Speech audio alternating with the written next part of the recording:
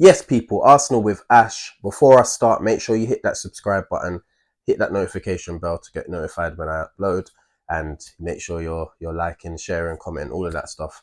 Support the boy. Yeah. Um, League Cup semi-final, second leg. Newcastle away, mountain to climb after that first leg, which feels like ages ago, by the way.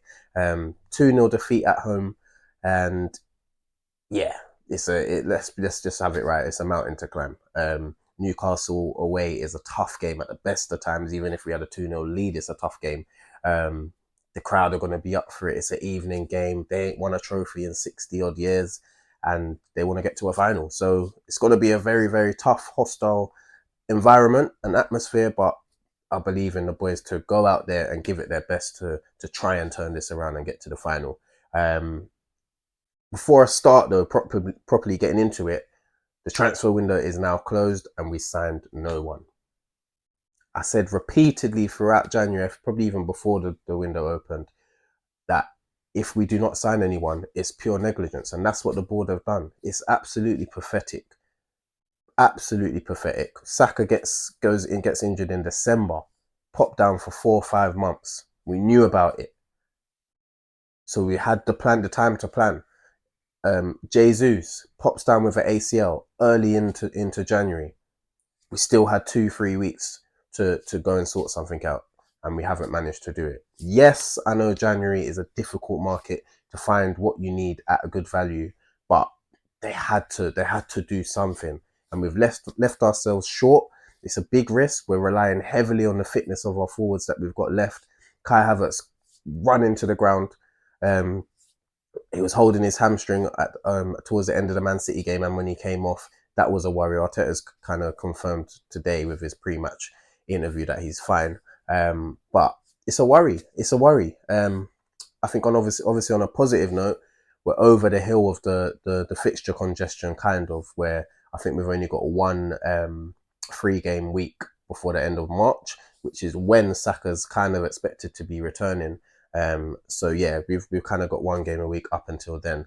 But yeah, it's pure negligence and terrible from the board. They've got this strategy of being so risk averse, and they don't want to go for something if they don't feel it's going to be valuable. And it's just very, very frustrating.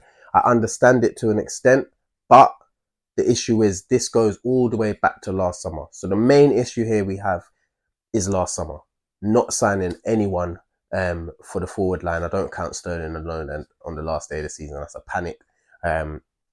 Early on in the summer, we went for Sesko, didn't get him, but didn't do anything. For a couple of months, we just sat on that, basically, because we didn't get anyone else through the door.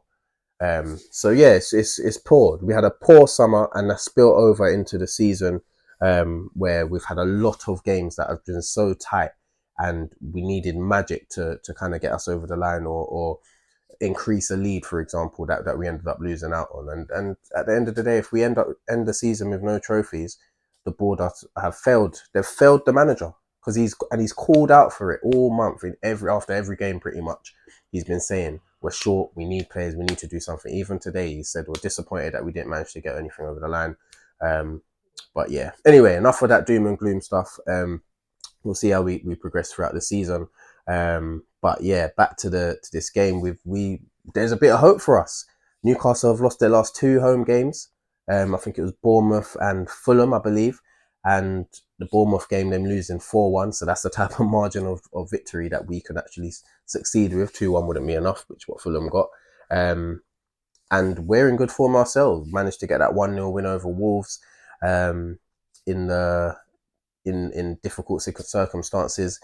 Since the Newcastle game, we've beaten Spurs, we've beaten City now as well. And the City game was convincing. It's a convincing win. The players should be absolutely buzzing and so confident going into this game. But yeah, if we can get the first goal in this game, then the nerves will hit them, because they know they've lost their last 2. They know that we're well into this tie. And yeah, you'll probably feel it in the crowd and everything. So I just want the boys to go for it, man. I want us to go for it. I do think we have a slight chance. It's going to be tough. They've obviously got a mad gunman up front in Isaac, who I'm not even going to go into it, but we need him at our club.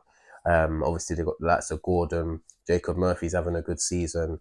They're probably going to have Bruno Guimaraes back for this game, I believe. Obviously, he missed the first leg to Nali. So they've got ballers, but their defence is quite weak. It can be got at, and we can create chances, but we just have to put them in the back of the net. We need Kai to try and be ruthless, please. Yeah, we need ruthlessness. So yeah, let's see how we get on. I'm going to give you probably my predicted 11. It's going to be David Raya and goal. Neto's cup tied, as we know. At right back, the defense probably isn't really going to change. We're probably going to see Timber at right back. We're going to see Saliba, Gabriel, and then you can't drop Lewis Skelly. You can't drop him. I wouldn't be mad at Calafiori starting, but I can't see Lewis Skelly not starting.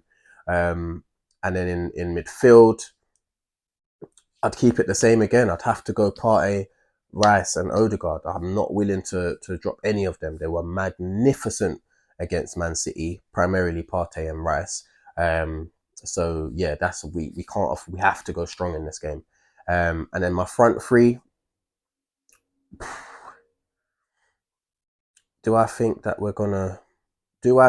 Mikel is going to go with what we started with against City with Trossard, Havertz, and Martinelli, or really freshen it up? Maybe put Sterling on for the counter attack. I don't know, for a bit more pace, or is he going to go Ethan and throw him in there? Someone who is going to take so many risks, is going to be at them, active. I think that's the type of player we might need in a game where we need to recoup a deficit. We're going to need someone that can just pull something out of nothing. So I'm going Ethan. I'm starting Ethan. But let's see what Mikel does. I'm not sure if he'll see it the same way. But yeah, we need a spark, and we need someone that's going to be willing to be at them, and someone that can finish, and he can finish. So yeah, that's what I would go with. And I think Mikel will definitely do something similar. He might. The only possible differences could be Calafiori at left back, or the front three.